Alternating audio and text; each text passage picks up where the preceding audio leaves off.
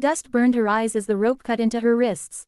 The Apache woman stumbled behind the horse, dragged through mesquite and stone while the rancher rode ahead in silence. She expected laughter, cruelty, maybe a whip cracking through the air. Every man who'd taken her before had shown his teeth like a wolf. But this one never looked back. When she finally collapsed, breath tearing from her chest, the horse stopped.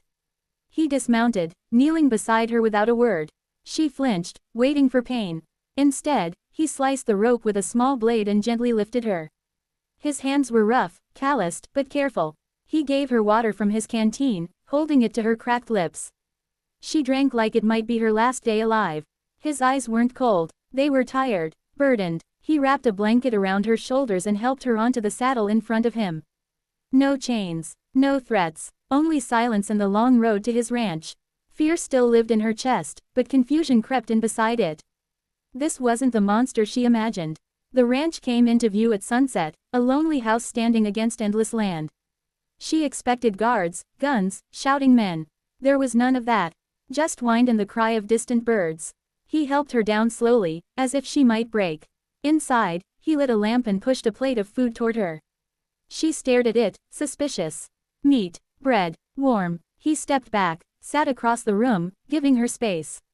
She waited for a command. None came. Hunger won. She ate, watching him through lowered lashes. He didn't stare, didn't smile, just sat there, hands folded, like he was afraid of frightening her. When she finished, he slid a blanket toward her and pointed to the bed. Then he turned away, laying down on the floor near the door. Guarding her, or guarding her from him. Her heart pounded. She had been taken by men before, but never treated like this. No threats, no claiming, only distance and respect. The rancher closed his eyes, trusting her not to run.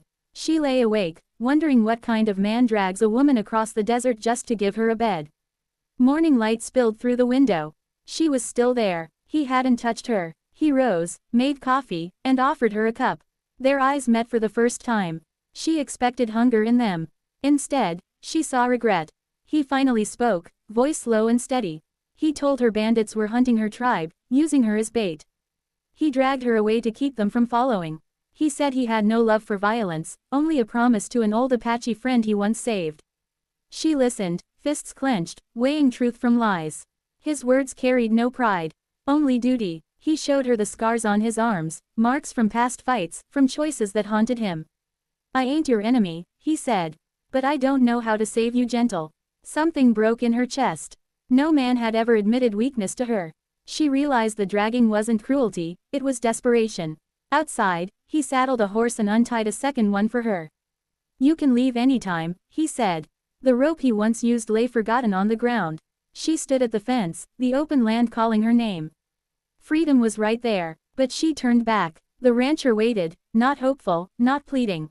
Just honest. She walked toward him slowly. Not captive, choosing. She told him her name. He repeated it carefully, like it mattered. She asked his. They shared a small smile, unsure, fragile. He promised to take her near her people once the danger passed. Until then, she could stay. Work, heal, trust, maybe. The monster she feared didn't exist. In his place stood a broken man trying to do one right thing in a cruel world. She looked at the horizon, then at him. I stay, she said. His shoulders sagged with relief. Not possession, gratitude. For the first time, she didn't feel like a prize or a burden.